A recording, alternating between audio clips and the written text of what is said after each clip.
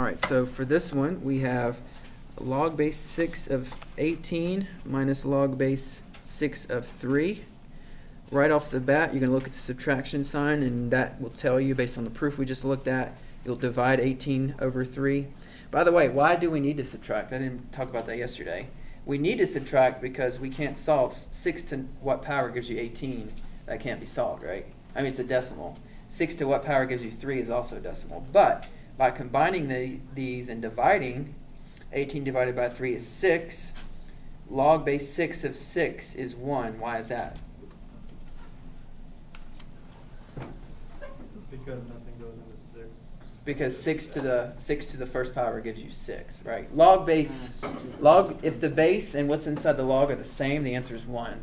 Log base 10 of 10 is 1 because 10 to the first is 10.